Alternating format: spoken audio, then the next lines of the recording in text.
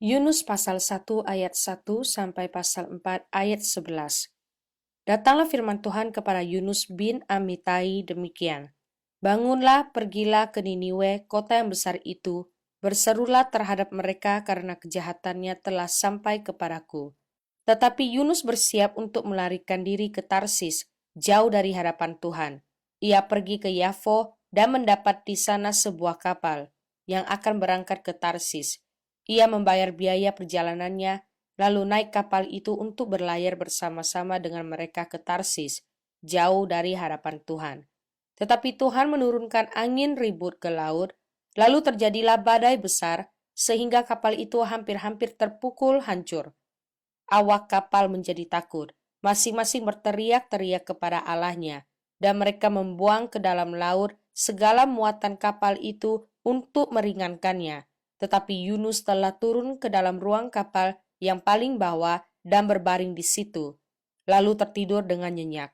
Datanglah nahkoda mendapatkannya sambil berkata, "Bagaimana mungkin engkau tidur begitu nyenyak? Bangunlah, berserulah kepada Allahmu. Barangkali Allah itu akan mengindahkan kita sehingga kita tidak binasa."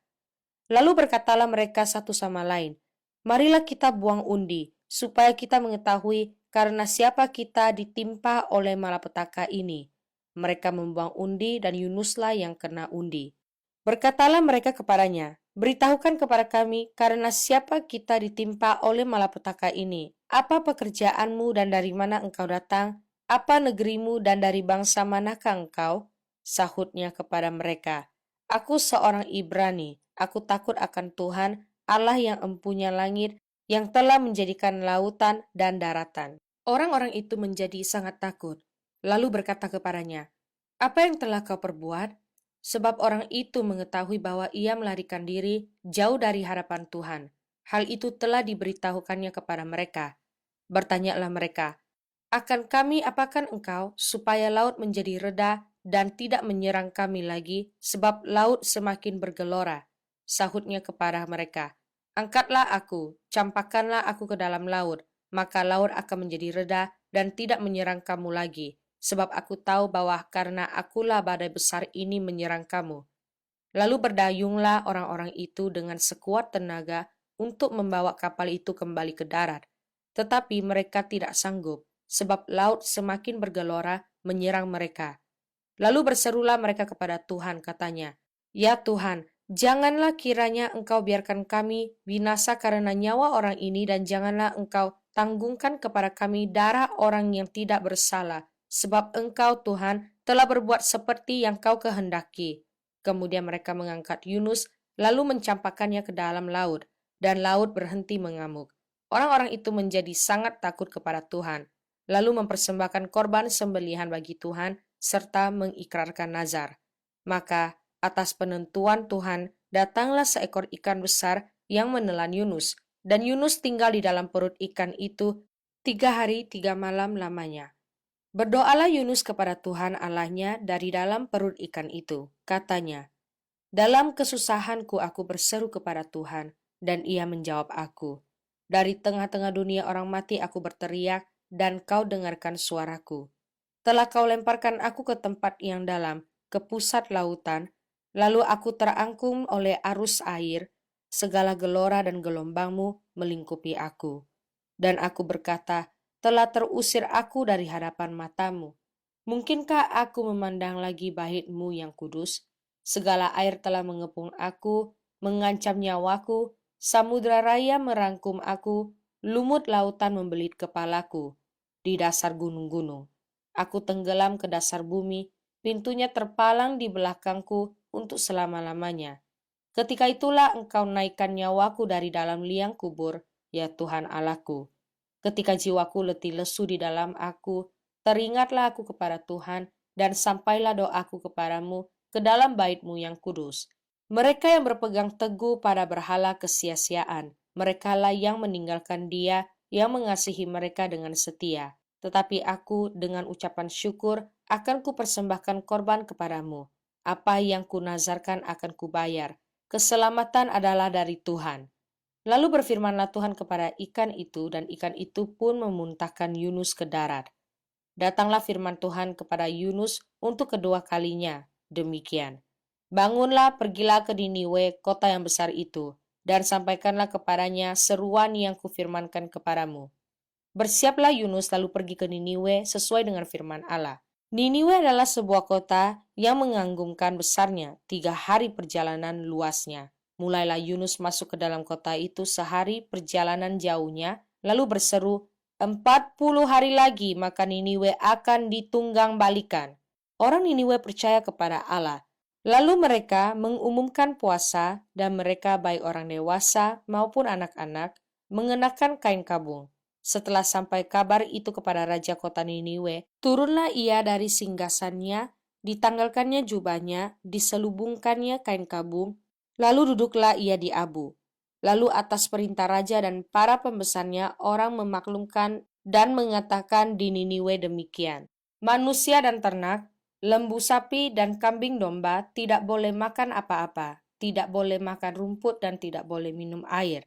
Haruslah semuanya, manusia dan ternak, berselubung kain kabung dan berseru dengan keras kepada Allah, serta haruslah masing-masing berbalik dari tingkah lakunya yang jahat dan dari kekerasan yang dilakukannya. Siapa tahu, mungkin Allah akan berbalik dan menyesal serta berpaling dan murkanya yang bernyala-nyala itu sehingga kita tidak binasa. Ketika Allah melihat perbuatan mereka itu, yakni bagaimana mereka berbalik dari tingkah lakunya yang jahat, maka menyesalah Allah karena malapetaka yang telah dirancangkannya terhadap mereka, dan ia pun tidak jadi melakukannya. Tetapi hal itu sangat mengesalkan hati Yunus. Lalu marahlah ia, dan berdoalah ia kepada Tuhan. Katanya, "Ya Tuhan, bukankah telah kukatakan itu ketika aku masih di negeriku? Itulah sebabnya maka aku dahulu melarikan diri ke Tarsis, sebab aku tahu bahwa Engkaulah Allah yang pengasih dan penyayang, yang panjang sabar, dan berlimpah kasih setia serta yang menyesal karena malapetaka yang hendak didatangkannya. Jadi sekarang ya Tuhan, cabutlah kiranya nyawaku karena lebih baik aku mati daripada hidup." Tetapi firman Tuhan, "Layakkah engkau marah?" Yunus telah keluar meninggalkan kota itu dan tinggal di sebelah timurnya. Ia mendirikan di situ sebuah pondok dan ia duduk di bawah naungannya, menantikan apa yang akan terjadi atas kota itu. Lalu atas penentuan Tuhan Allah, tumbuhlah sebatang pohon jarak, melampaui kepala Yunus untuk menaunginya, agar ia terhibur daripada kekesalan hatinya. Yunus sangat bersukacita karena pohon jarak itu. Tetapi keesokan harinya, ketika fajar menyingsing, atas penentuan Allah datanglah seekor ular yang menggerek pohon jarak itu sehingga layu. Segera sesudah matahari terbit, maka atas penentuan Allah bertiuplah angin timur yang panas terik, sehingga sinar matahari menyakiti kepala Yunus, lalu rebahlah ia lesu dan berharap supaya mati. Katanya, "Lebih baiklah aku mati daripada hidup." Tetapi berfirmanlah Allah kepada Yunus, "Layakkah engkau marah karena pohon jarak itu?" Jawabnya, "Selayaknya lah aku marah sampai mati." Lalu Allah berfirman, "Engkau sayang kepada pohon jarak itu, yang untuknya sedikit pun engkau tidak berjerih payah, dan yang tidak engkau tumbuhkan, yang tumbuh dalam 1 malam dan binasa dalam 1 malam pula. Bagaimana tidak aku akan sayang kepada Niniwe, kota yang besar itu, yang berpenduduk lebih dari 120.000 orang, yang semuanya tak tahu membedakan tangan kanan dari tangan kiri dengan ternaknya yang banyak?" Mazmur pasal 145 ayat 1 sampai ayat 7. Puji-pujian dari Daud. Aku hendak mengagungkan Engkau ya Allahku, ya Raja, dan aku hendak memuji namamu untuk seterusnya dan selamanya. Setiap hari aku hendak memuji Engkau, dan hendak memuliakan namamu untuk seterusnya dan selamanya. Besarlah Tuhan dan sangat terpuji, dan kebesarannya tidak terduga. Angkatan demi angkatan akan memegahkan pekerjaan-pekerjaanmu, dan akan memberitakan keperkasaanmu. Semarak kemuliaanmu yang agung, dan perbuatan-perbuatanmu yang ajaib akan kunyanyikan. Kekuatan perbuatan-perbuatanmu yang dahsyat akan diumumkan mereka, dan kebesaranmu hendak kuceritakan. Peringatan kepada besarnya kebajikanmu akan dimasyurkan mereka, dan tenang keadilanmu mereka akan bersorak-sorai. Amsal pasal 31 ayat 4 sampai ayat 7. Tidaklah pantas bagi raja, hai Lemuel, tidaklah pantas bagi raja meminum anggur, ataupun bagi para pembesar mengingini minuman keras, jangan sampai karena minum ia melupakan apa yang telah ditetapkan dan membengkokkan hak orang-orang yang tertindas. Berikanlah minuman keras itu kepada orang yang akan binasa dan anggur itu kepada yang susah hati. Biarlah ia minum dan melupakan kemiskinannya dan tidak lagi mengingat kesusahannya. Wahyu pasal 12 ayat 1 sampai ayat 18. Maka tampaklah suatu tanda besar di langit. Seorang perempuan berselubungkan matahari dengan bulan di bawah kakinya dan sebuah mahkota dari 12 bintang di atas kepalanya. Ia sedang mengandung dan dalam keluhan dan penderitaannya hendak melahirkan, ia berteriak kesakitan. Maka tampaklah suatu tanda yang lain di langit. Dan lihatlah, seekor naga merah padam yang besar, berkepala 7 dan bertanduk 10, dan di atas kepalanya ada 7 mahkota. Dan ekornya menyeret sepertiga dari bintang-bintang di langit dan melemparkannya ke atas bumi. Dan naga itu berdiri di hadapan perempuan yang hendak melahirkan itu, untuk menelan anaknya. Segera sesudah perempuan itu melahirkannya, maka ia melahirkan seorang anak laki-laki yang akan mengembalakan semua bangsa dengan gada besi. Tiba-tiba anaknya itu dirampas dan dibawa lari kepada Allah dan ke tatahnya.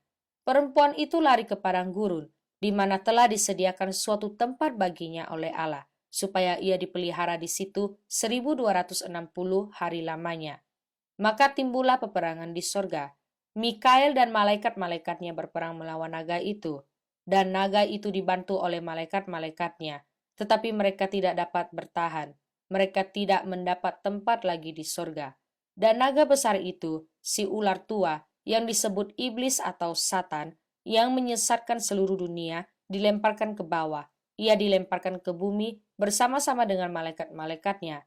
Dan aku mendengar suara yang nyaring di sorga berkata, "Sekarang telah tiba keselamatan dan kuasa dan pemerintahan Allah kita dan kekuasaan Dia yang diurapinya, karena telah dilemparkan ke bawah pendakwa saudara-saudara kita, yang mendakwa mereka siang dan malam di hadapan Allah kita, dan mereka mengalahkan Dia oleh darah anak domba dan oleh perkataan kesaksian mereka, karena mereka tidak mengasihi nyawa mereka sampai ke dalam maut.